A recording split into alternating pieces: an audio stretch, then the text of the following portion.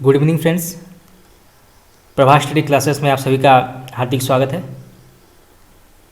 तो हिंदी साहित्य के हमारे जो प्रश्न उत्तर सीरीज चल रहे हैं, आप सब जानते हैं कि हिंदी साहित्य के जो प्रमुख काल हैं जैसे कि आदिकाल, भक्तिकाल, रीतिकाल, आधुनिक काल, हिंदी भाषा एवं हिंदी साहित्य के काल विभाजन और नामकरण के क्लास जो हैं हम कंप्लीट कर चुके हैं। इसके अलावा हिंदी साहित्य के जो प्रमुख 1000 प्रश्नोत्तर जो है वो भी हम कंप्लीट कर चुके हैं। अगर आप अभी तक नहीं देखा है तो आप जाके देख सकते हैं।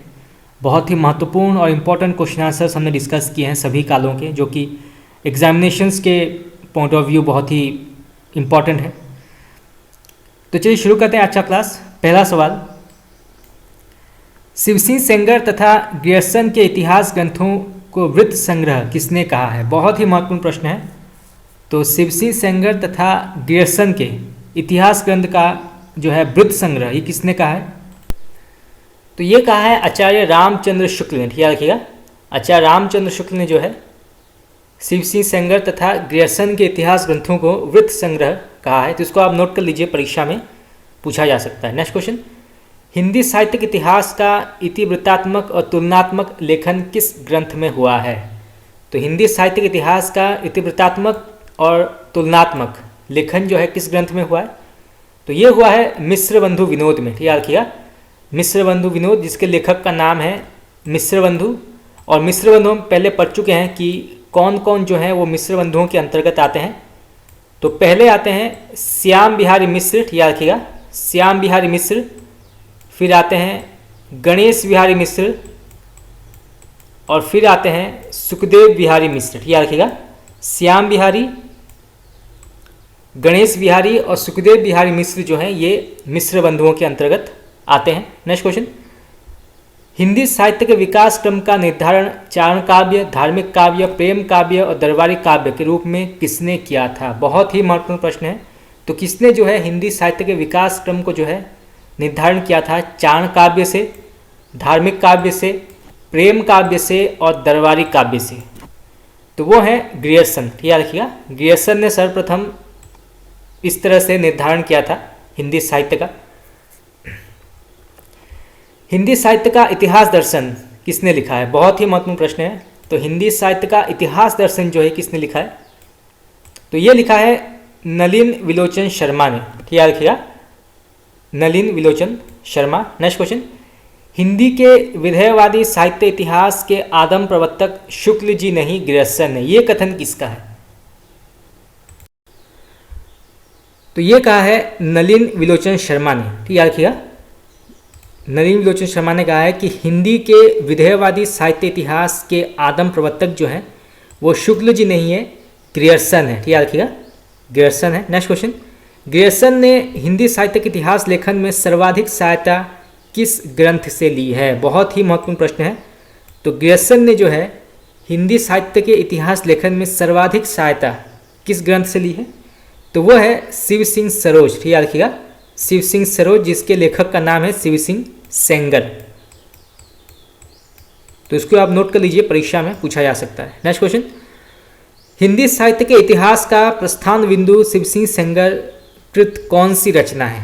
तो वो है शिवसिंह सरोज। याद रखिएगा, शिवसिंह सरोज जो है ये हिंदी साहित्य के इतिहास का प्रस्थान बिंदु माना जाता है, क्योंकि यही जो है शिवसिंह सरोज ये हिंदी भाषा में लिखा पहला इतिहास ग्रंथ माना जाता है। इससे पहले जो इतिहासकार थे वो एक फ्रेंच विद्वान थे, गार्सा दा तासी, और उन्होंने फ्रेंच भाषा में हिंदी साहित्य का इतिहास लिखा था।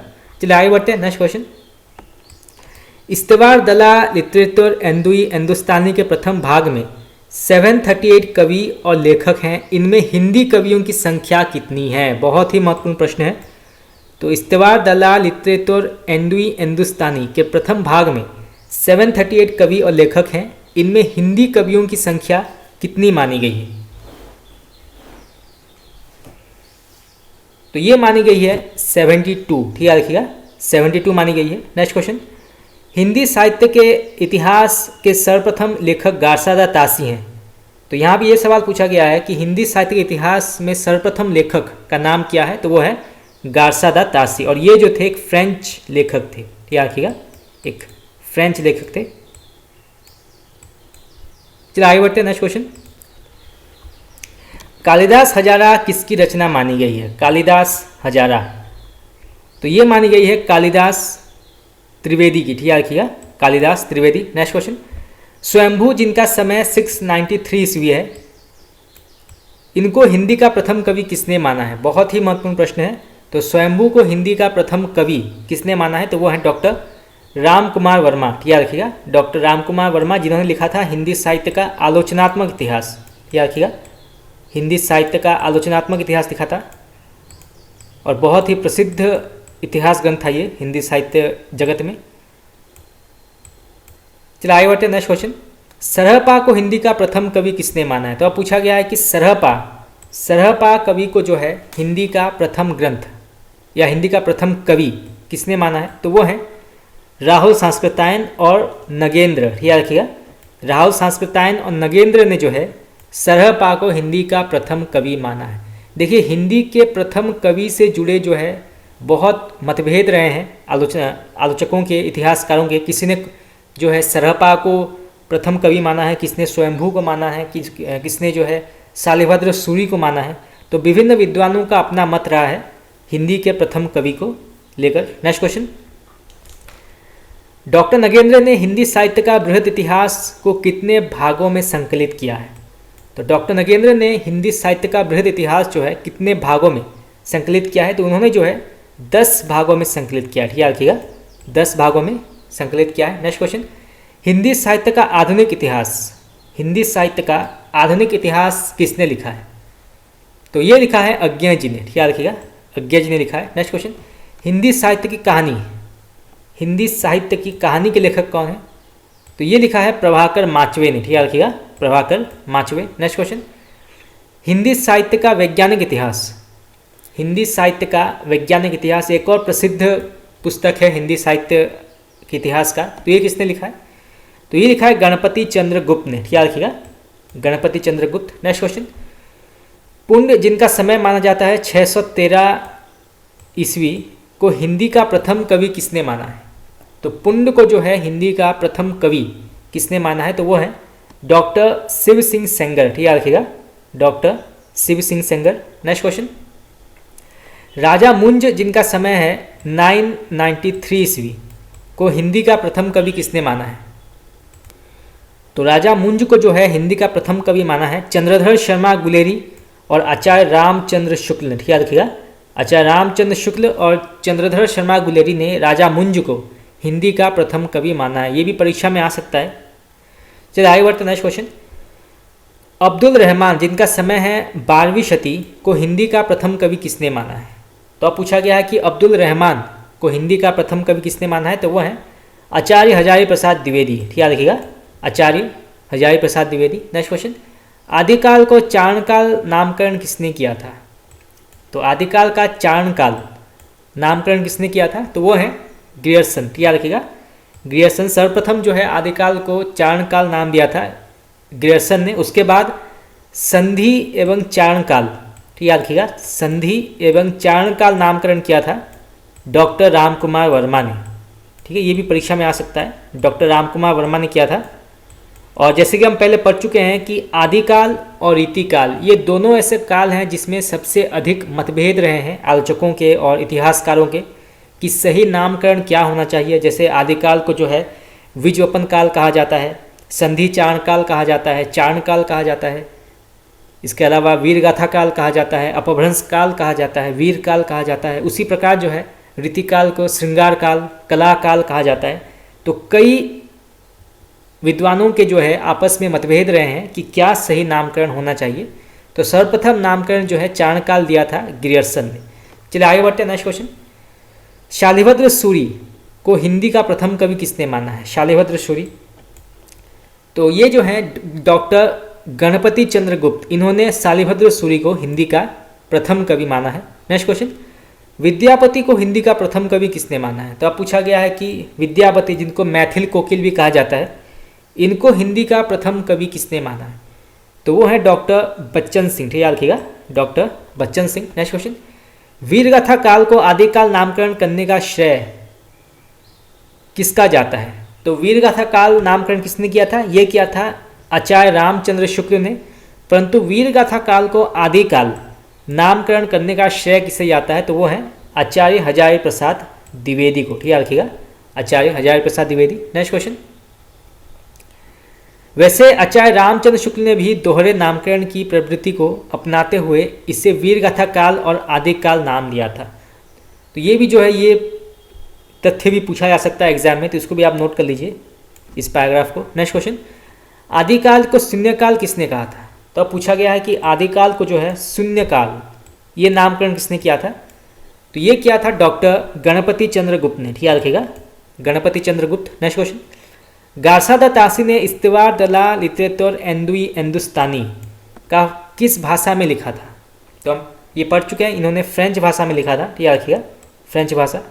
नेक्स्ट क्वेश्चन, हिंदी साहित्य में लिखा गया हिंदी साहित्य के इतिहास का प्रथम ग्रंथ कौन सा है?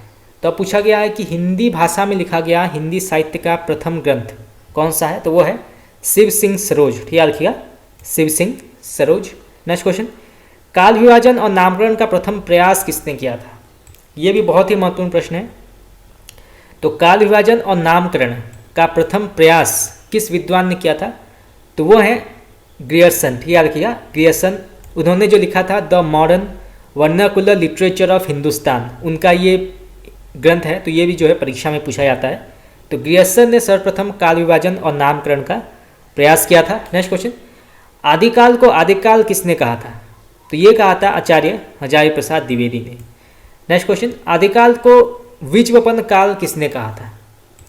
तो विजवपन काल ये नामकरण किसने किया था? तो ये क्या था? महावीर प्रसाद द्विवेदी ने। ठीक है, रखिएगा, महावीर प्रसाद द्विवेदी। नेक्स्ट क्वेश्चन, हिंदी काव्यधारा की रचना किसने की है? बहुत ही महत्वपूर्ण प्रश्न है, कई बार जो है परीक्षा में पूछा गया है। हिंदी काव्यधारा, हिंदी काव्यधारा किसने लिखा है? तो ये लिखा है राहुल संस्कृतायन ने। ठीक है, रखिएगा, राहुल संस्कृतायन। नेक्स्ट क्वेश्चन, विश्वनाथ प्रसाद द्वारा रचित ग्रंथ हिंदी साहित्य का अतीत के कितने भाग हैं? बहुत ही महत्वपूर्ण प्रश्न है, कई बार परीक्षा में पूछा जाता है कि हिंदी साहित्य का अतीत जो है इसके लेखक कौन है?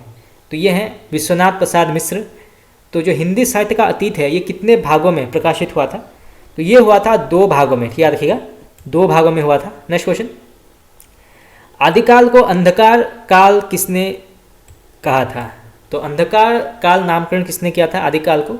तो वो हैं डॉक्टर कमल कुलश्रेष्ठ। ठीक है, रखिएगा, डॉक्टर कमल कुलश्रेष्ठ। नेक्स्ट क्वेश्चन, आदिकाल का नामकरण सिद्ध सामंत काल किसने दिया था? बहुत ही महत्वपूर्ण प्रश्न है।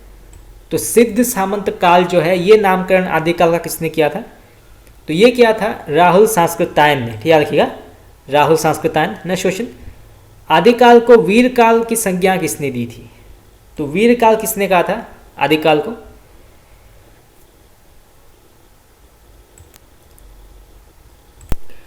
तो आदिकाल को वीर काल की संज्ञा दी थी विश्वनाथ प्रसाद मिश्र ने। याद किया, विश्वनाथ प्रसाद मिश्र ने जो है वीर काल नाम दिया था आदिकाल को। नेक्स्ट क्वेश्चन, मिश्र बंधु विनोद इतिहास खंड के कितने भाग हैं? तो मिश्र बंधु विनोद के कितने भाग हैं, कितने भागों में प्रकाशित हुए हैं? तो टोटल जो है 4 भागों में प्रकाशित हुए हैं। ठीक है, याद रखिएगा, 4 भागों में प्रकाशित हुए। ये हम पहले पढ़ चुके हैं। आप अगर अभी तक आपने नहीं देखा है तो आप मेरे प्रीवियस क्लासेस देख सकते हैं, उसमें हमने इसको जो है बहुत अच्छी तरह से पढ़ाया है। चलिए आगे बढ़ते हैं। नेक्स्ट क्वेश्चन, चंद्रवरदाई को छप्पय का राजा कहा गया है। तो यहाँ से देखिए प्रश्न ये पूछा जा सकता है कि छप्पय का राजा जो है किसे कहा जाता है या किस कवि को कहा जाता है? तो वो है चंद्रवरदाई। ठीक है, रखिएगा, चंद्रवरदाई। नेक्स्ट क्वेश्चन, देवसेन द्वारा रचित श्रावकाचार रचना का समय जो है वो है 933 ईस्वी और इसमें जो है 250 दोहे व गृहस्थ धर्म का वर्णन है। तो देखिए यहाँ से जो है 2 से 3 प्रकार के क्वेश्चन पूछे जा सकते हैं कि श्रावकाचार के लेखक का नाम क्या है? वो है देवसेन। इसमें ये कब लिखा गया था? तो ये लिखा गया था 933 ईस्वी में। इसमें कितने दोहे हैं? तो 250 दोहे हैं। और इसमें किसका वर्णन है? तो इसमें गृहस्थ धर्म का वर्णन है। तो 4 प्रकार के क्वेश्चन जो है यहाँ से पूछे जा सकते हैं। नेक्स्ट क्वेश्चन, हमीर रासो अभी तक उपलब्ध नहीं है, केवल प्राकृत पेंगलम में बराबर 80 के घर पर ही उसकी कल बात चल आ रही है। तो यहाँ से ये देखिए ये पॉइंट्स पूछे जा सकते हैं, तो इसको आप नोट कर लीजिए। नेक्स्ट क्वेश्चन, विशलदेव रासो की नायिका का नाम क्या है? बहुत ही महत्वपूर्ण प्रश्न है। तो विशलदेव रासो की नायिका का नाम क्या है? किसमें जो है नायिका का उल्लेख है? तो इसका जो नाम, इनका जो नाम है वो है राजमती। ठीक याद रखिएगा, राजमती जो है ये विशलदेव रासो की नायिका का नाम है। और जैसे हम पहले पढ़ चुके हैं कि विशलदेव रासो जो है पहली बार 12 मासा का वर्णन, ठीक याद रखिएगा, 12 मासा का वर्णन जो है पहली बार विशलदेव रासो में किया गया था। तो विशलदेव रासो की नायिका का नाम है राजमती। तो इसको भी आप नोट कर लीजिए, परीक्षा में पूछा जा सकता है। चलिए आगे बढ़ते हैं, नेक्स्ट क्वेश्चन। आल्हा खंड को सर्वप्रथम सन 1865 में फर्रुखाबाद के श्रृंगारिक कलेक्टर चार्ल्स इलियट ने प्रकाशित करवाया था। तो यहाँ से देखिए ये प्रश्न पूछा जा सकता है कि आल्हा खंड का सर्वप्रथम जो है कब प्रकाशित हुआ था? तो 1865 में हुआ था। किसने किया था? तो फर्रुखाबाद के तत्कालीन कलेक्टर, ठीक याद रखिएगा, ये गलत हो गया था,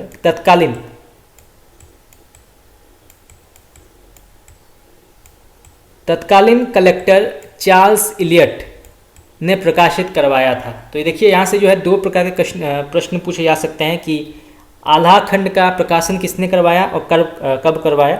तो 1865 में हुआ था।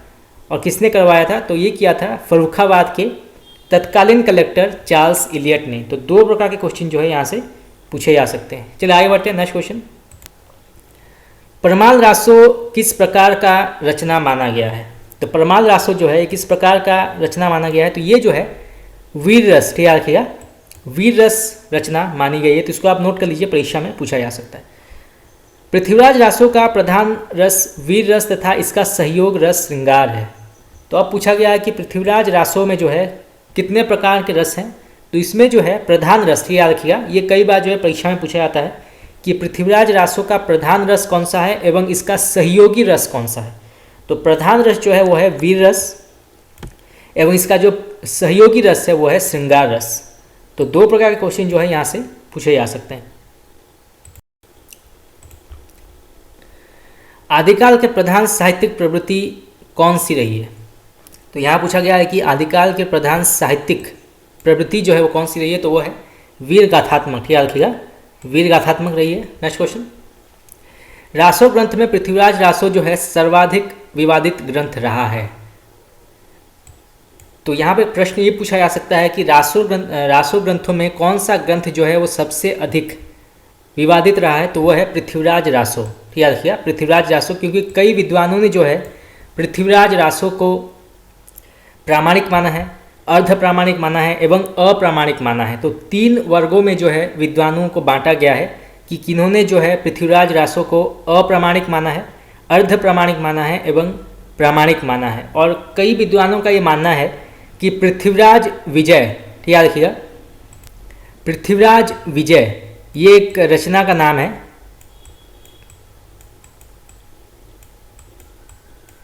पृथ्वीराज विजय जिसके लेखक का नाम है जयानक। इसके आधार पर यह कहा जाता है कि जो पृथ्वीराज रासो है ये अप्रामाणिक है। तो ये भी जो है परीक्षा में पूछा जा सकता है कि पृथ्वीराज विजय के लेखक का नाम क्या है जिसकी वजह से पृथ्वीराज रासो को अप्रामाणिक माना गया? तो वो है जयानक, ठीक याद रखिएगा, Jayanak. Next question. Doctor Buhler सर्वप्रथम पृथ्वीराज रासो को विवादास्पद घोषित करते हुए 1893 ईस्वी में इसके प्रकाशन पर रोक लगाई थी। तो यहाँ से प्रश्न पूछा जा सकता है कि किसने जो है पृथ्वीराज रासो को सर्वप्रथम विवादास्पद घोषित करते हुए सन 1893 ईस्वी में इसके प्रकाशन पर रोक लगाई थी? तो वो है डॉक्टर बुलर, ठीक याद रखिएगा, doctor Buhler. Next question. Acharya Ramchandra Shukla के अनुसार हिंदी का प्रथम महाकाव्य किसे माना गया है? बहुत ही महत्वपूर्ण प्रश्न है, कई बार जो है परीक्षा में पूछा जाता है। तो आचार्य रामचंद्र शुक्ल ने जो है हिंदी का प्रथम महाकाव्य माना है पृथ्वीराज रासो को, ठीक याद रखिएगा, पृथ्वीराज रासो, एवं इसके प्रथम जो कवि हैं वो हैं चंद्रवरदाई, ठीक याद रखिएगा, चंद्रवरदाई। Next question. अंतःसाधनात्मक अनुभूतियों का संकेत करने वाली भाषा को क्या कहा जाता है? तो वो है संध्या भाषा, ठीक याद रखिएगा, संध्या भाषा, जो कि सिद्ध साहित्य के कवियों की भाषा मानी जाती थी, सिद्धों की भाषा मानी जाती थी, संध्या भाषा या संध्या भाषा भी इसे कहते हैं। इसको संध्या या संधा भाषा भी कहा जाता है, तो ये भी आवश्यक है जानना, परीक्षा में पूछा जा सकता है। चलिए आगे बढ़ते हैं नेक्स्ट क्वेश्चन। सरहपा को सहजयान का प्रवर्तक कहा जाता है, तो यहाँ से देखिए प्रश्न ये पूछा जा सकता है कि सहजयान का प्रवर्तक किसे कहा जाता है, तो वो है सरहपा, ठीक याद रखिएगा, सरहपा। नेक्स्ट क्वेश्चन, धनपाल कृत भविष्यत कहा को किसने जो है रोमांटिक महाकाव्य माना है, तो धनपाल कृत भविष्यत कहा को जो है किसने रोमांटिक महाकाव्य कहा है, तो वो है विंटर नितज महोदय ने, ठीक याद रखिएगा, विंटर नितज महोदय ने जो है भविष्यत कहा को रोमांटिक महाकाव्य माना है। नेक्स्ट क्वेश्चन, तजकिरा ई सुहाई हिंद किसके द्वारा रचित इतिहास ग्रंथ है, तो ये भी बहुत ही महत्वपूर्ण ग्रंथ है हिंदी साहित्य के संदर्भ में। तजकिरा ई सुराई हिंदी ये किसने लिखा है, तो ये लिखा है मौलवी करीमुद्दीन ने, ठीक याद रखिएगा, मौलवी करीमुद्दीन ने लिखा है। नेक्स्ट क्वेश्चन, चर्यापद के लेखक कौन है, चर्यापद, तो इसके लेखक माने गए हैं सबरप्पा, ठीक याद रखिएगा, सबरप्पा। नेक्स्ट क्वेश्चन, आदिकाल के अंतिम चरण में सर्वाधिक प्रसिद्ध कवि कौन थे, तो पूछा गया है कि आदिकाल के अंतिम चरण के सर्वाधिक प्रसिद्ध कवि कौन थे, तो वो हैं अमीर खुसरो, ठीक याद रखिएगा, अमीर खुसरो। नेक्स्ट क्वेश्चन, किसको जो है हिंद का तोता कहा जाता है, हिंद का तोता, तो हिंद का तोता कहा जाता है अमीर खुसरो को, ठीक है, ये भी कई बार परीक्षा में पूछा गया है कि हिंद का तोता जो है किसे कहा जाता है, तो ये कहा गया है अमीर खुसरो को।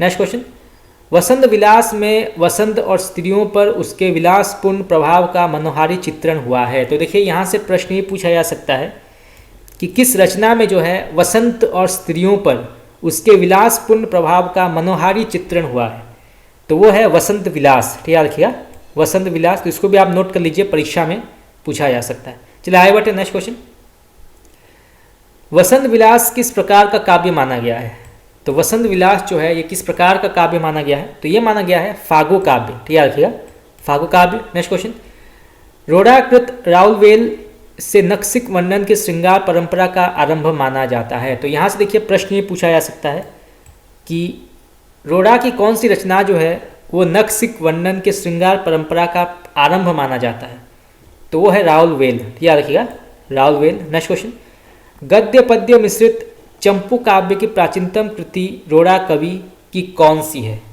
तो वो है राउलवेल, ठीक याद रखिएगा, राउलवेल जो है इसको गद्य पद्य मिश्रित चंपू काव्य, ठीक याद रखिएगा, इसको आप याद रखिएगा, चंपू काव्य, चंपू काव्य की प्राचीनतम कृति मानी जाती है। चलिए आगे बढ़ते हैं। राउलवेल में हिंदी के 7 बोलियों के शब्द मिलते हैं जिनमें राजस्थानी प्रधान है, तो यहाँ से प्रश्न ये पूछा जा सकता है कि जो राउलवेल है उसमें कितनी बोलियाँ हैं और किस बोली की प्रधानता रही है, तो राउलवेल में जो है हिंदी की 7 बोलियाँ हैं, ठीक है रखिएगा, हिंदी की 7 बोलियाँ हैं और राजस्थानी भाषा का प्रधान है, तो इसको भी आप नोट कर लीजिए, परीक्षा में पूछा जा सकता है। चलिए आगे बढ़ते हैं नेक्स्ट क्वेश्चन, विद्यापति की लोक प्रसिद्धि का सबसे प्रमुख आधार ग्रंथ कौन सा है, ये भी कई बार परीक्षा में पूछा गया है कि विद्यापति की लोक प्रसिद्धि का सबसे प्रमुख आधार ग्रंथ जो है वो कौन सा रहा है, तो वो है पदावली, ठीक है रखिएगा, पदावली, तो उसको भी आप नोट कर लीजिए। चलिए आगे बढ़ते हैं नेक्स्ट क्वेश्चन, विद्यापति की पदावली की भाषा क्या है, तो पूछा गया है कि पदावली की भाषा क्या है या किस भाषा में लिखा गया है, तो ये लिखा गया है मैथिली भाषा में, ठीक है रखिएगा, मैथिली भाषा, जिसके हम पहले पढ़ चुके हैं कि विद्यापति ने 3 भाषाओं में रचनाएं लिखी हैं, एक है अबहट, दूसरा है संस्कृत और तीसरा है मैथिली, ठीक है रखिएगा, अबहट, संस्कृत और मैथिली भाषा में विद्यापति ने रचनाएं लिखी हैं। चलिए आगे बढ़ते हैं नेक्स्ट क्वेश्चन, विद्यापति ने अपनी कृति कीर्तिलता को क्या कहा है, तो अब पूछा गया है कि विद्यापति ने अपनी कृति कीर्तिलता को क्या कहा है, तो उन्होंने इसे जो कहा है कहानी, ठीक है रखिएगा, कहानी कहा है कीर्तिलता को। नेक्स्ट क्वेश्चन, विद्यापति किस प्रकार के कवि हैं, तो विद्यापति जो है किस प्रकार के कवि माने गए हैं, तो ये माने गए हैं श्रृंगारी कवि, ठीक है रखिएगा, श्रृंगारी कवि माने गए हैं विद्यापति। नेक्स्ट क्वेश्चन, हिंदी खड़ी बोली का प्रथम कवि किसे माना जाता है, तो हिंदी खड़ी बोली का प्रथम कवि जो है किसे माना जाता है, तो वो है अमीर खुसरो, ठीक है रखिएगा, अमीर खुसरो, जिनका वास्तविक नाम पहले पढ़ चुके हैं अबुल हसन, ठीक है रखिएगा, इनका वास्तविक नाम है अबुल हसन। चलिए आगे बढ़ते हैं नेक्स्ट क्वेश्चन, हिंदी साहित्य के पहलियों और मुकरियों को प्रचलित करने का श्रेय किसे जाता है, तो हिंदी साहित्य में पहेलियों और मुकरियों को प्रचलित करने का श्रेय जो है किसे जाता है, तो वो है अमीर खुसरो। ठीक याद रखिएगा, अमीर खुसरो को जाता है। नेक्स्ट क्वेश्चन, ब्रज और अवधि को मिलाकर काव्य रचना करने का आरंभ किसने किया था? ये भी बहुत ही महत्वपूर्ण प्रश्न है। तो ब्रज और अवधि को मिलाकर काव्य रचना करने का आरंभ किसने किया था? तो ये किया था अमीर खुसरो ने। ठीक याद रखिएगा, अमीर खुसरो ने किया था। नेक्स्ट क्वेश्चन, किसको अभिमान मेरु कहा जाता है? अभिमान मेरु, तो अभिमान मेरु जो है कहा जाता है पुष्पदंत को। ठीक याद रखिएगा, पुष्पदंत जो है उन्होंने अपने आप को अभिमान मेरु कहा है। कई रचनाओं में उन्होंने अपनी कई रचनाओं में अपने आप को जो है अभिमान मेरु कहकर संबोधित किया है। तो अभिमान मेरु कहा जाता है पुष्पदंत को। नेक्स्ट क्वेश्चन, हिंदी साहित्य का आलोचनात्मक इतिहास में अवधि का प्रथम कवि डॉक्टर रामकुमार वर्मा ने किसे माना है? तो अब पूछा गया है कि हिंदी साहित्य के आलोचनात्मक इतिहास में जो है अवधि का प्रथम कवि किसे माना है डॉक्टर रामकुमार वर्मा ने? तो वो है अमीर खुसरो। ठीक याद रखिएगा, अमीर खुसरो को माना है। नेक्स्ट क्वेश्चन, अमीर खुसरो ने अपनी पुस्तक नुह सिपिहर में भारतीय बोलियों के संबंध में बहुत विस्तार से लिखा है। तो यहाँ से देखिए प्रश्न ये पूछा जा सकता है कि अमीर खुसरो द्वारा रचित नुह सिपिहर में किस बोलियों को जो है उन्होंने संबोधित किया है, या किस देश की बोलियों को जो संबोधित किया है? तो वह है भारतीय बोलियों को। ठीक याद रखिएगा, भारतीय बोलियों के संबंध में उन्होंने विस्तार से लिखा है अपनी पुस्तक नुह सिपिहर में। चलिए आगे बढ़ते हैं। नेक्स्ट क्वेश्चन, अपभ्रंश में दोहा काव्य का आरंभ ज्वेंदुकृत परमात्म प्रकाश तथा योगसार से माना जाता है। तो यहाँ से देखिए प्रश्न ये पूछा जा सकता है कि अपभ्रंश में दोहा काव्य का आरंभ ज्वेंदु के कौन सी रचनाओं में होता है?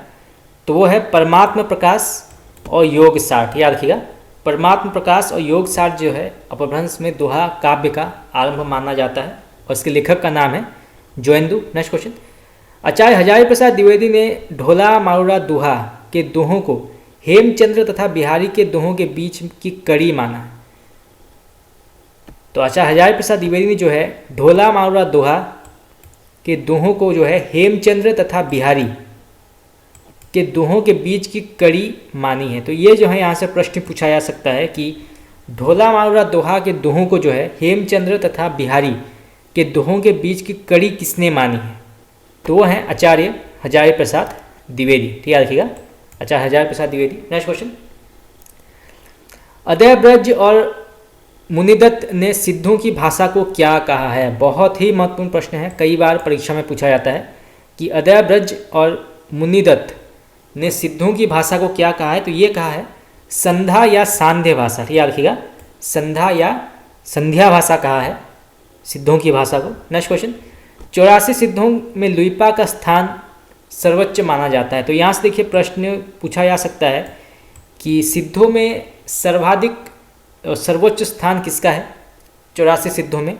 तो वो है लुइपा। ठीक याद रखिएगा, लुइपा। नेक्स्ट क्वेश्चन, वारकरी संप्रदाय का संबंध किससे है? वारकरी संप्रदाय, तो वारकरी संप्रदाय का संबंध जो है वो है सिद्ध साहित्य से। ठीक याद रखिएगा, सिद्ध साहित्य से है।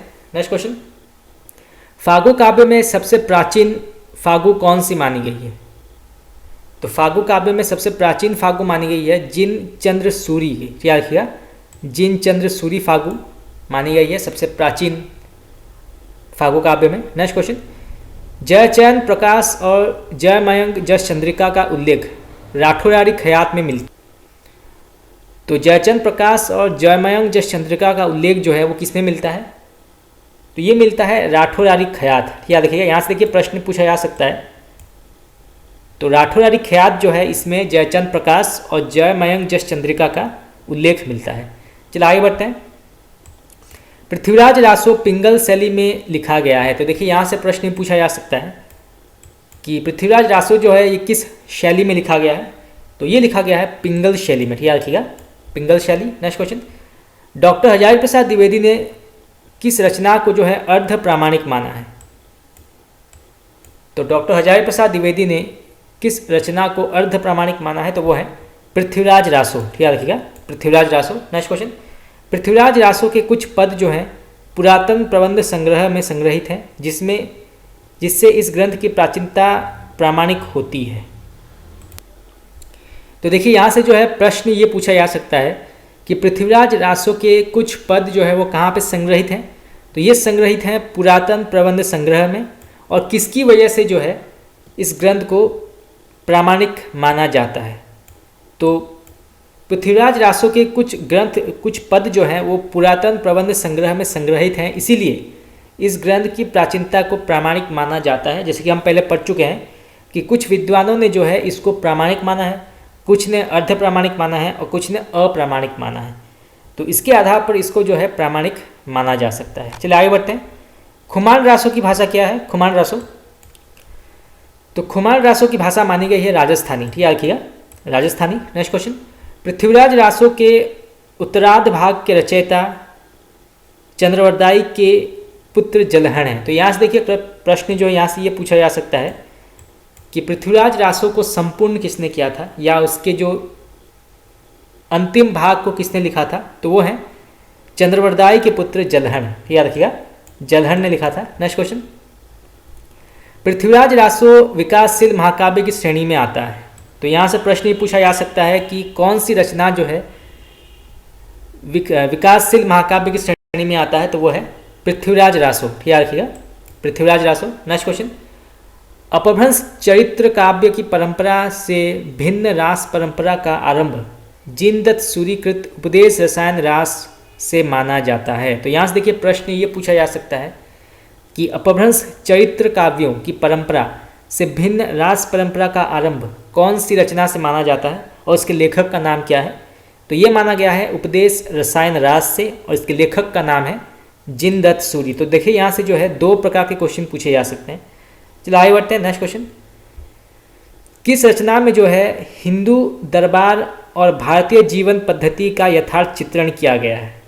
तो वो कौन सी रचना है जिसमें कि हिंदू दरबार और भारतीय जीवन पद्धति का यथार्थ चित्रण किया गया है। तो वो है वर्ण रत्नाकर, जिसके लेखक का नाम है ज्योतिरीश्वर ठाकुर। याद रखिएगा वर्ण रत्नाकर, जिसके लेखक का नाम है ज्योतिरीश्वर ठाकुर। तो यहाँ से देखिए दो प्रकार के क्वेश्चन पूछे जा सकते हैं। चलिए आगे बढ़ते हैं। साहित्य का इतिहास जनता की चित्तवृत्ति का इतिहास है। बहुत ही महत्वपूर्ण प्रश्न है। जहाँ पे ये शब्द आ जाता है चित्तवृत्ति, वहाँ पे जो है ये आप मान लीजिए कि ये कहा है आचार्य रामचंद्र शुक्ल ने। याद रखिएगा आचार्य रामचंद्र शुक्ल ने ये कथन कहा है कि साहित्य का इतिहास जनता की चित्तवृत्ति का इतिहास है। तो यहाँ पे जो शब्द है चित्तवृत्ति, इसको आप नोट कर लीजिए, क्योंकि जहाँ पे ये शब्द आ जाता है तो आप मान लीजिए कि ये जो कथन है ये कहा है आचार्य रामचंद्र शुक्ल ने। चलिए आगे बढ़ते हैं। हिंदी साहित्य उद्भव और विकास किसका इतिहास ग्रंथ माना गया है। तो हिंदी साहित्य का उद्भव और विकास जो है किसने लिखा है। तो ये लिखा है आचार्य हजारी प्रसाद द्विवेदी ने। ठीक है रखिएगा आचार्य हजारी प्रसाद द्विवेदी। नेक्स्ट क्वेश्चन, शिव सिंह सरोज का प्रकाशित हुई थी। बहुत ही महत्वपूर्ण प्रश्न है, और ये हिंदी साहित्य की हिंदी भाषा में लिखी गई प्रथम रचना है शिव सिंह सरोज। तो ये कब प्रकाशित हुई थी। तो ये हुई थी 1883 ईस्वी में। ठीक है रखिएगा 1883 ईस्वी में प्रकाशित हुई थी। नेक्स्ट क्वेश्चन, इतिहास ग्रंथों में से किसे जो है सही अर्थों में हिंदी साहित्य का पहला इतिहास कहा जाता है। तो इतिहास ग्रंथों में से किसे सही अर्थों में हिंदी साहित्य का पहला इतिहास माना जाता है।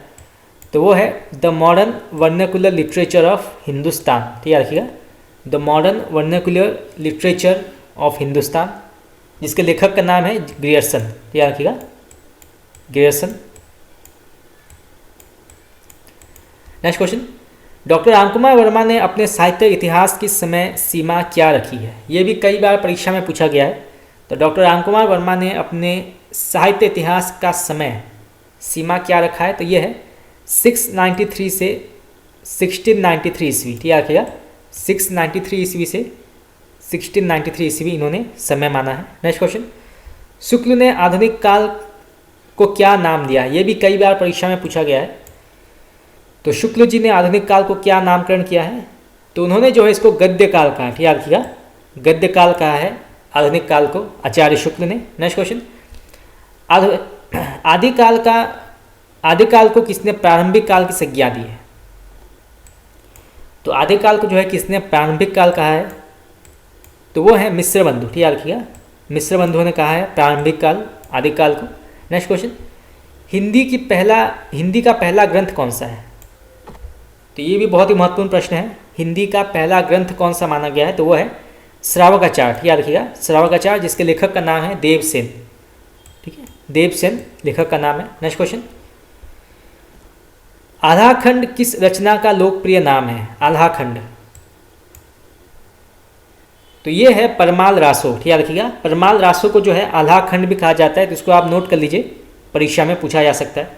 मान लीजिए क्वेश्चन आ गया कि परमाल रासो का दूसरा लोकप्रिय नाम क्या है? तो वो है आल्हाखंड। नेक्स्ट क्वेश्चन, पृथ्वीराज रासो के विषय में कौन सी धारणा अधिक उपयुक्त है?